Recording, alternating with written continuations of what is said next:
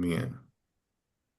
Bueno, mi nombre es Carlos Argañará, soy médico psiquiatra y neuropsiquiatra. Vamos a hablar un poquito en relación al Alzheimer, lo que tiene que ver con el ejercicio físico y la reserva cognitiva. Bien. ¿Qué es lo que dice la evidencia y qué es lo que podemos hacer en casa o a partir o qué cosas podemos empezar a hacer o qué ejercicios podemos empezar a utilizar a partir de lo que tenemos o de lo que sabemos? Bien. En primera parte hay que distinguir dos ideas o dos conceptos. Uno es la reserva cerebral en general, bien, que es la cantidad de neuronas que tenemos, la cantidad de sinapsis, bien. Ahí pueden apagar sus micrófonos. ¿Están apagados? Les pido eso, por favor.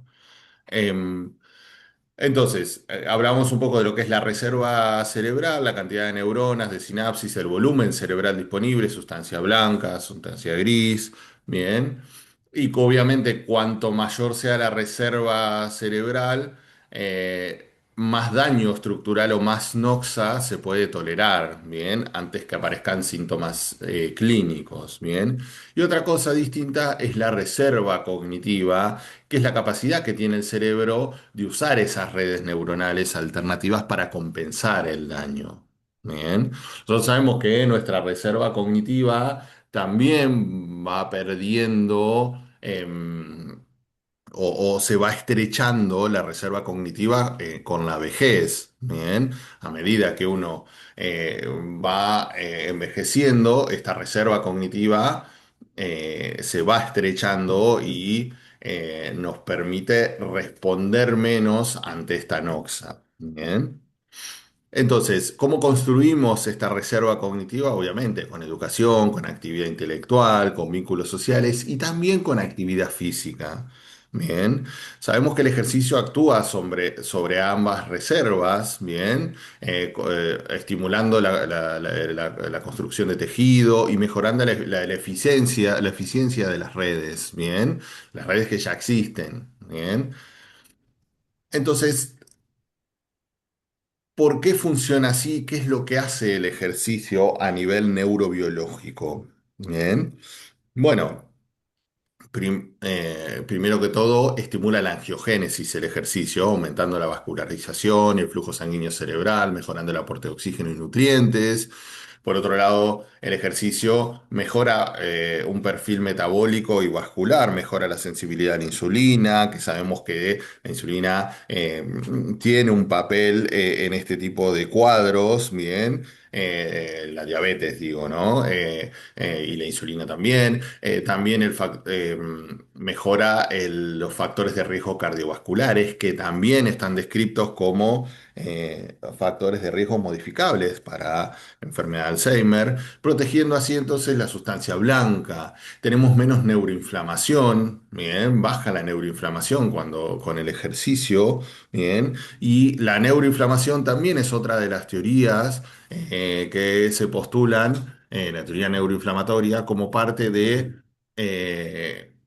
toda esta etiología de lo que es el Alzheimer, más allá de todas estas cuestiones que nosotros ya sabemos de los ovillos neurofibrilares, del betamiloide y demás. Por otro lado, el ejercicio aeróbico aumenta el factor neurotrófico derivado del cerebro, bien, y promueve la neurogénesis, sobre todo en el hipocampo. Nosotros sabemos que en el hipocampo, bueno, o mejor dicho, el hipocampo es la estructura donde almacenamos o donde se almacena nuestra memoria anterógrada a corto plazo. Esa es la memoria que se ve afectada inicialmente en el Alzheimer y es congruente con las resonancias que podemos hacer o las imágenes donde vemos una atrofia asimétrica pero bihipocampal, bien, de ambos hipocampos.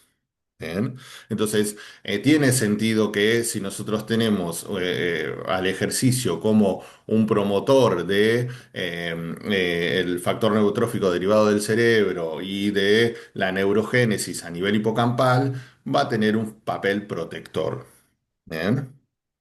Entonces, Lo que muestran los estudios poblacionales, ¿qué es lo que muestran los estudios poblacionales? Bien, eh, alrededor del 40% de los casos de demencia se asocian a factores de riesgos modificables a lo largo de la vida. Esto es importante saber, y no es que se me ocurra a mí, esto está descrito, hay un montón de estudios que lo avalan, y alrededor de 12 factores de riesgo modificables se han identificado a lo largo de la vida, ¿bien? Entre ellos, uno es la actividad física, ¿bien? O la inactividad, ¿no? Cuando hablamos de factores de riesgo, hablamos de sedentarismo, hablamos de cigarrillo o tabaquismo, hablamos de alcoholismo, hablamos de hipertensión, bien, de diabetes, bien. Y por supuesto, el sedentarismo, la inactividad física, es uno de los factores de riesgo a modificar. Cuando hablamos de factores de riesgo no modificables, hablamos de la edad, hablamos de factores más genéticos, bien, que es este Alzheimer de inicio temprano, genético, autosómico dominante que es menos del 4 al 5% del Alzheimer que nosotros vemos en la práctica habitual, que es el 95%, tiene un papel más multifactorial que hereditario propiamente dicho. Bien, que es el tardío, el que encontramos y el que va aumentando a medida que el paciente va envejeciendo, el riesgo va aumentando. Bien. Pero entonces, dentro de los factores de riesgo modificables, encontramos el ejercicio, o perdón, la falta de ejercicio, eh, como uno de los cuadros o uno de los factores más importantes. Bien. Entonces, tenemos que algunos estudios de corte muestran que de forma bastante consistente que adultos mayores que físicamente están activos presentan menor incidencia de deterioro cognitivo y por ende también menor incidencia de demencias, ¿bien? Que otros pares sedentarios, ¿bien? Bien, tenemos un estudio uno le dice estudio Finger, pero es Finnish Geriatric Intervention Study, bien, to prevent cognitive impairment and disability, bien. Este estudio que se hizo tiene un diseño aleatorizado, bien. Eh, es multidominio, utiliza el ejercicio físico estructurado, una dieta saludable, entrenamiento cognitivo, o sea, rehabilitación cognitiva, ¿bien? Y control de factores de riesgo vascular. Bien, y lo que muestra el resultado es un poco lo que decíamos antes, mejora significativamente la función cognitiva global, la memoria, la velocidad de procesamiento, las funciones ejecutivas, frente a un grupo control donde no pasa toda esta cuestión, donde estos resultados no son tan buenos. Entonces, tenemos que empezar a entender que el ejercicio es un promotor de un envejecimiento más saludable. ¿Bien? Ahora bien, ¿qué tipos de ejercicios son los que están más indicados para prevenir o también más adelante en este tipo de pacientes, ¿no? Ya con la enfermedad declarada. Bien, entonces tenemos el ejercicio aeróbico, la caminata rápida, la bicicleta, la natación, el baile. Bien que tiene un mayor impacto a nivel de, el factor neurotrófico cerebral, bien, y la perfusión cerebral, bien, más o menos 150 minutos a la semana de intensidad moderada. Después tenemos la resistencia, bien, estos ejercicios se hacen con bandas elásticas, con pesas livianas o con el propio peso corporal. También 2 sesiones a la semana, mejora la fuerza, el equilibrio y la funcionalidad y reduce el riesgo de caídas, que es otra sintomatología, otra característica de este tipo de cuadros. Recordemos que el Alzheimer no es solamente un deterioro a nivel de la memoria, cognitivo a nivel de la memoria, sino que es una demencia y como tal implica un montón de otros cambios a nivel corporal, a nivel muscular, a nivel conductual, a nivel cronobiológico, bien, y finalmente a nivel funcional. Por eso cuando afecta la esfera funcional hablamos de demencia, bien, donde el paciente no es capaz de realizar las actividades básicas de la vida diaria.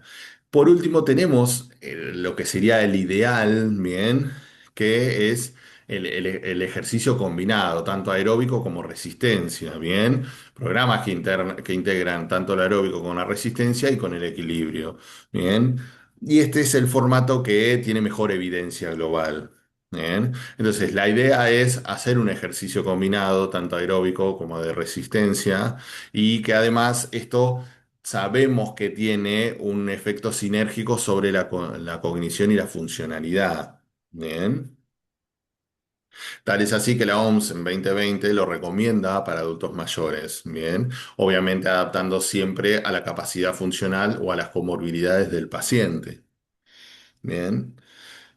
Eh, Y si el paciente ya tiene Alzheimer, si pensamos en pacientes que ya llegamos quizás un poquito más tarde, sabemos que el Alzheimer tiene una etapa preclínica, pero cuando ya encontramos la etapa clínica, ya estamos en este sentido en otro momento. Bien.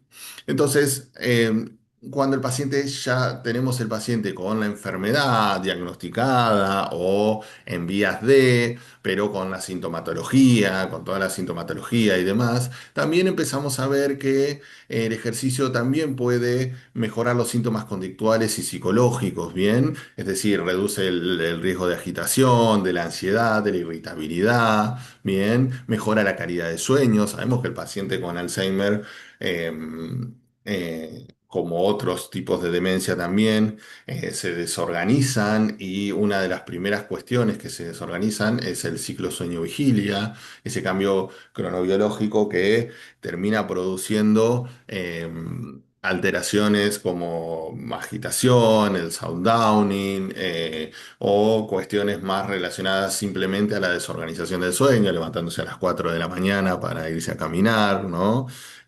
Entonces, sabemos que el ejercicio mejora el sueño, la calidad del sueño. El sueño tiene una arquitectura, bien, tiene distintas fases que tienen que cumplirse y a partir de de completarse estos ciclos repetidamente, nosotros tenemos distintas funciones que van a ayudar a la vida del paciente. De hecho, la falta de sueño también es otro factor de riesgo modificable para prevenir en pacientes con Alzheimer. Bien, entonces tenemos que mejora los síntomas conductuales y psicológicos, mejora la calidad del sueño, por lo tanto disminuye la agitación, disminuye la ansiedad, la irritabilidad, el sundowning, bien, reforzando un poco el ritmo circadiano, mejora el estado de ánimo. Bien. Si uno lo piensa 2 segundos, en cualquier persona, cualquiera de nosotros, eh, eh, que no duerma bien y demás, va a cambiar el estado anímico también. Entonces, ya a partir desde ese lado, imagínense un paciente con menos recursos cognitivos, esto va a mejorar a partir del ejercicio, a partir que duerma bien consecuentemente más allá de su efecto directo favorable sobre los síntomas depresivos, ¿no? Sabemos que durante el ejercicio se liberan endorfinas y demás cuestiones que hacen a un antidepresivo biológico, ¿no? Y natural. Bien, y obviamente enlentece la pérdida de funcionalidad, la pérdida de actividades básicas de la vida diaria, bien, reduce el riesgo de caídas. Entonces, es importante el ejercicio, tanto en pacientes para prevenir, en personas que no tienen Alzheimer, como pacientes o en adultos mayores, como en pacientes con Alzheimer, bien. Eh, entonces, qué es lo que sí ayuda y qué es lo que el ejercicio no ayuda. Bien, entonces sabemos hasta ahora que el ejercicio sí va a ayudar a mejorar los síntomas conductuales y el sueño, va a mejorar también el estado de ánimo, bien, y los síntomas depresivos o esa hipobulia o falta de iniciativa pueden ayudar. Bien. Va a mantener la funcionalidad y tratar de enlentecer o retrasar la pérdida de autonomía, bien, va a reducir el riesgo de caídas y va a mejorar la calidad de vida tanto del paciente como del cuidador, por ende, ¿no? Pero ¿qué cosas no va a hacer el ejercicio o no va a llegar o sabemos que hablando con total honestidad no va a poder revertir. No va a poder revertir ni detener la neurodegeneración de base. Bien, por supuesto que no reemplaza el tratamiento farmacológico. Y tampoco saber que es muy subjetivo y no da los mismos resultados en todas las personas ni en todas las etapas. Bien. Eh, Obviamente que hay que adaptarlo a la funcionalidad y a la capacidad del paciente. Bien, y esto va a depender del tipo de paciente y del estadio en que estemos. Bien. Entonces podemos hablar de una etapa leve, bien, donde hay un deterioro cognitivo leve, bien, donde el paciente todavía tiene cierta independencia o cierta autonomía, bien. El objetivo va a ser mantener la capacidad aeróbica, la fuerza, la vida social, bien. Y obviamente el paciente puede seguir todavía instrucciones complejas, ¿bien? Las actividades pueden ser caminatas de 30 minutos, clases grupales, bailes, natación, deportes con reglas simples, ¿bien? Eh, y la clave va a ser mantener actividades que ya disfrutaba. Esto es importante, siempre tratar de verle el lado o la beta donde el paciente se sienta más cómodo. Bien, no empezar una actividad relativamente nueva que no le pueda gustar, sino a veces apropiar o cuestiones que ya venían gustando o a veces algo nuevo también. Bien. Pero siempre teniendo en cuenta los gustos del paciente. Bien, porque eso obviamente va a comprometer su adherencia. Bien, después tenemos ya una etapa más moderada, un avance, un estadio más moderado, donde la idea es preservar la funcionalidad y prevenir las caídas. Bien, donde ya tiene menos funcionalidad, pero tratar de preservar lo más que se pueda. Bien, obviamente que las instrucciones ya no van a ser complejas, sino que van a ser simples y repetitivas. Bien. Tienen que ser rutinas cortas, estructuradas, de 10-15 minutos, no mucho más, ejercicios de equilibrio, circuitos guiados, bien, demostrándole visualmente cómo lo tiene que hacer y repetir y volver a repetir, bien. Eh, y la clave en esta etapa es la supervisión activa y una rutina fija con el mismo horario, el mismo lugar, bien, y poder descomponer cada ejercicio en pasos simples para que el paciente los pueda realizar. Bien. Después ya directamente tenemos una etapa más avanzada donde el objetivo es básicamente el confort del paciente y y la prevención de las contracturas y de las úlceras, la estimulación sensorial. eh, Donde ya no hay ejecución voluntaria compleja, ¿bien? Movilización pasiva, como actividades, o activa asistida, ejercicios sentado, estimulación con música y contacto físico suave, ¿bien? Eh, y la frecuencia tiene que ser breve pero regular. Siempre hablamos de una frecuencia regular, pero mucho más breve que lo que veníamos teniendo antes, que era 10-15 minutos, ¿bien?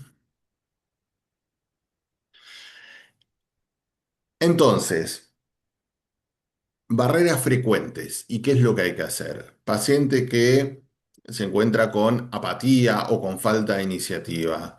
En vez de eh, proponer y no preguntar, en vez de, ¿querés caminar o tenés ganas de caminar? Porque es probable que el paciente diga, no, no tengo ganas. Vamos a caminar un rato. Salimos, lo proponemos de otra forma. Bien. Como sin el tono imperativo, pero siendo imperativos. No sé si me explico. Bien. Al paciente hay que empezar a correrlo desde ese lado. Bien. Obviamente, iniciar la actividad junto a la persona. Bien. Otra barrera frecuente, el miedo a las caídas. Bien, hay que evaluar previamente su equilibrio, que esté con el calzado adecuado, superficies conocidas, compañía durante el ejercicio. Bien, elegir esto también, la resistencia conductual, elegir los momentos del día con mejor ánimo, usar música que lo calmen, actividades placenteras, bien. como puente de todo esto. Y obviamente tener en cuenta las comorbilidades físicas, que era lo que decíamos antes, adaptar la intensidad y el tipo de ejercicio según sus capacidades y según sus comorbilidades. Obviamente siempre consultar si hay una patología cardiovascular no controlada, evaluar todo esto primero. Bien, entonces... antes de empezar, ¿qué es lo que no tenemos que saltar? Las precauciones que tenemos eh, que tener. Obviamente, como dijimos antes, evaluación cardiovascular previa, si la persona era sedentaria o tiene cardiopatía conocida, revisar el riesgo de caídas, que tenga un calzado antideslizante, superficies sin obstáculos, buena iluminación, hidratación adecuada, bien. Obviamente que evitar, por favor, el ejercicio en horas de mayor calor o de mucho frío también. Supervisión directa en etapas moderada y avanzada. Nunca dejar sola a la persona durante el ejercicio. Bien. Y detener la actividad ante dolor, disnea, mareo o rechazo persistente. Nunca forzar. Bien. Es más por el lado eh, de convencer sin forzar. Bien. Entonces, como mensajes claves de todo esto, nunca es tarde ni temprano. Bien, el ejercicio aporta beneficios tanto en la prevención como en cualquier etapa ya diagnosticada. Bien, recuerden siempre esto, el Alzheimer no es solo pérdida de la memoria.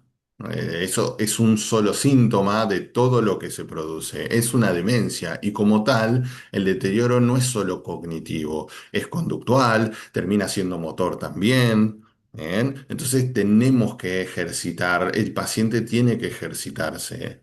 Bien, la dosis importa más que la intensidad. Este es otro mensaje, la regularidad. Bien, la frecuencia y regularidad. Bien, entonces la regularidad moderada y sostenida supera un esfuerzo intenso y esporádico más esparcido, pero varias veces, ¿bien? Adaptar al paciente o adaptarlo al paciente y no forzar, ¿bien?